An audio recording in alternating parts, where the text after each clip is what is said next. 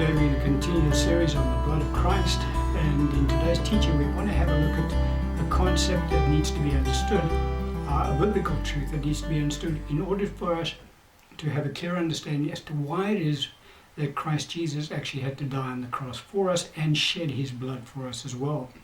And the concept we want to have a look at today is the concept of the righteousness of God.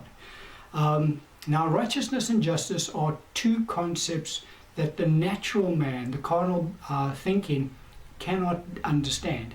The reason that they cannot understand that concept is purely because natural man have been exposed to this world, and this world is full of unrighteousness and injustice. And so all that they've ever seen or been exposed to their whole lives are environments in which unrighteousness and injustice prevails. Even in the most just, so-called, to speak, societies out there, there's a lot of injustice even in those societies, and there's certainly a lot of unrighteousness in those societies. And so even carnal believers are believers who still have a natural mindset. They still think pretty much as this world thinks. They do not understand the concept of the righteousness and justice of God, because it is completely foreign to that which they've been exposed to in this world. And so it's really only natural men and carnal believers who can be deceived into thinking that God can bend the rules, so to speak, and just forgive everybody's sins. Because surely he's God, he can do whatever he chooses. And again, it's their thinking operates like that purely because of that which they've been exposed to.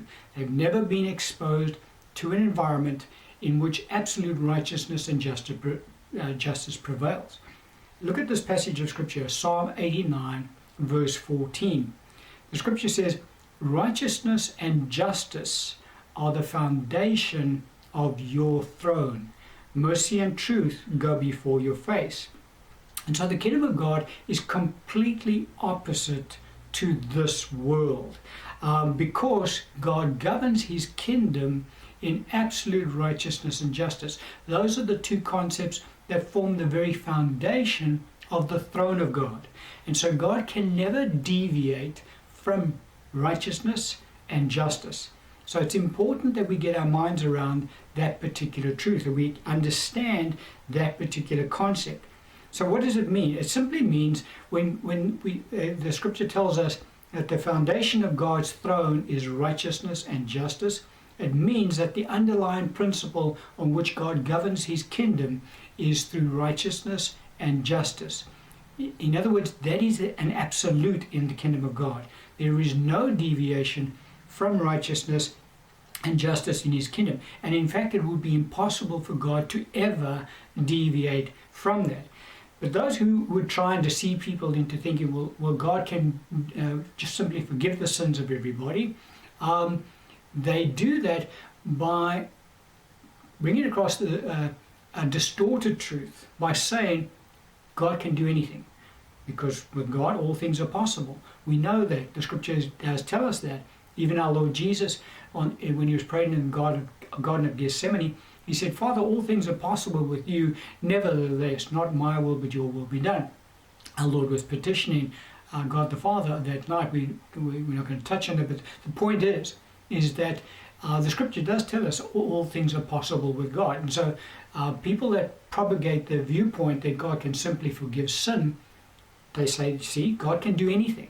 And so because God can do anything, he can simply just forgive everyone's sins. However, God himself tells us, no, he cannot just do anything. Because there are certain things that God himself tells us he cannot do. And one of the things he says he can't do is he can't lie. We picked that up in Hebrews chapter 6, verse 18. God also tells us that he cannot be tempted by evil. And that we pick up in James chapter 1, verse 13.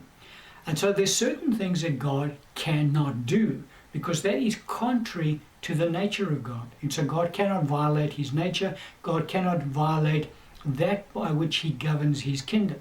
And so in a similar manner, God can also never perform any acts of unrighteousness or injustice.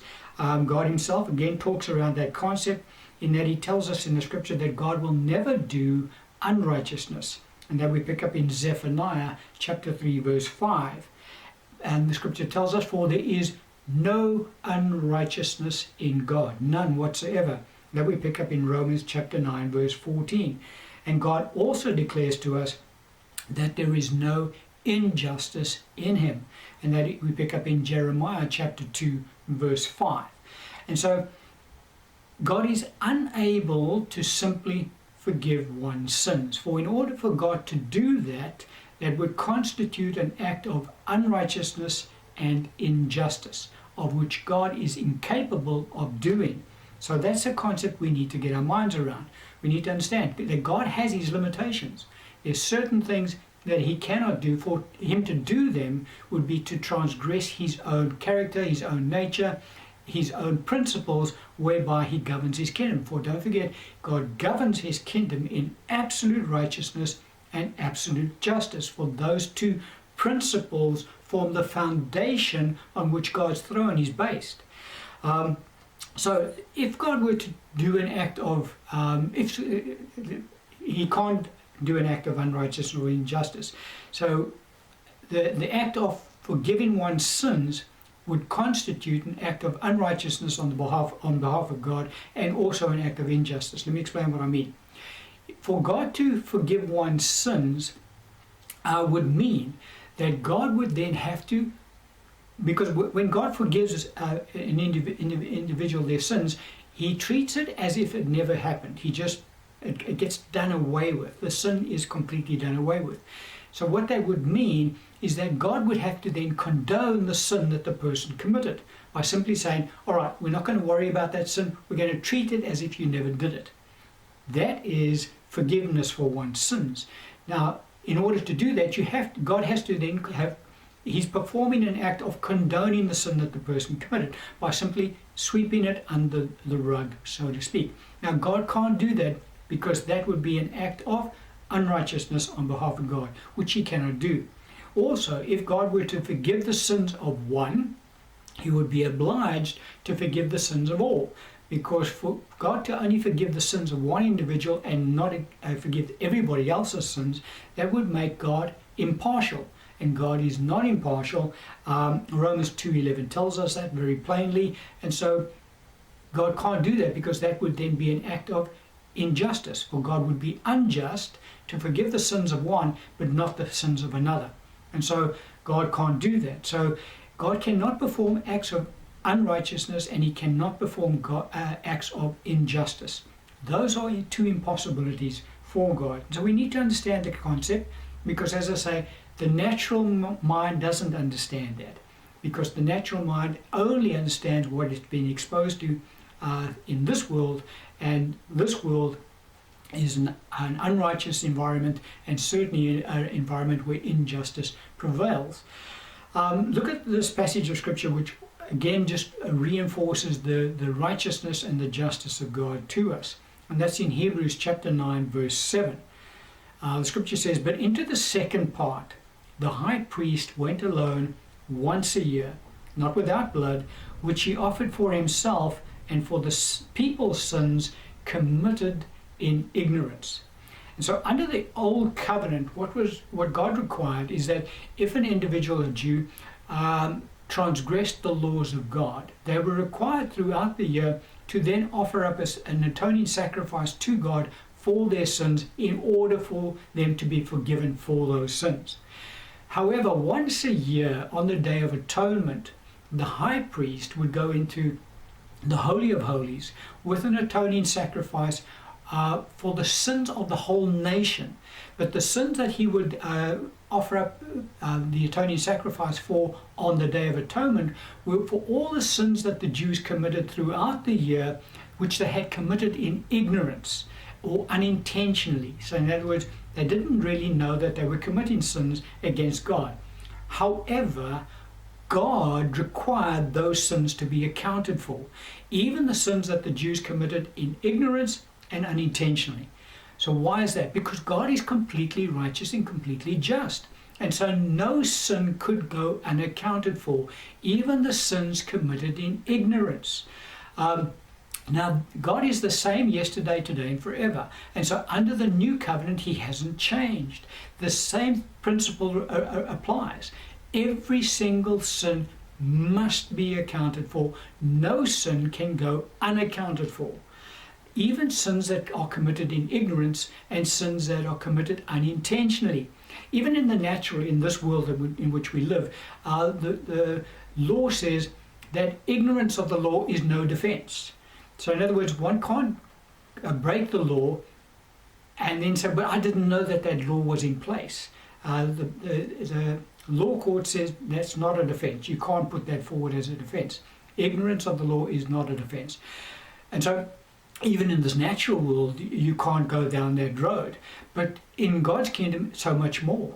In that even when we, even as believers, commit unintentional sins and sins of ignorance because we just don't know any better, God still requires an accounting for that sin.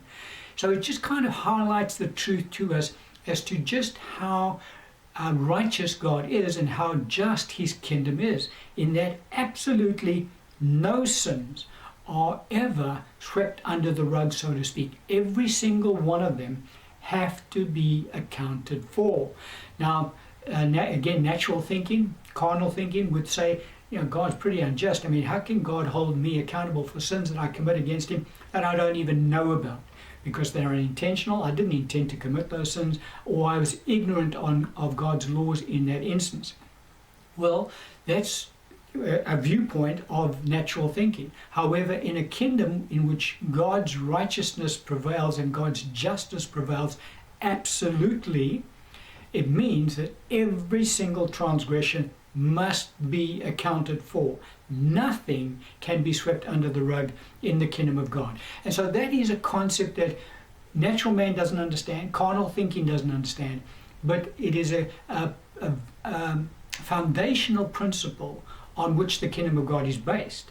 And that is that God's kingdom is governed by absolute righteousness and absolute justice. And so God cannot simply just forgive one's sins. The sin has to be accounted for, and that's something that we need to get our minds around to understand, if we're to understand why it is that Christ Jesus actually had to die on the cross for us and shed his blood for us. It's because of the absolute righteousness and justice which prevails in the kingdom of God. I'm going to end the teaching on that.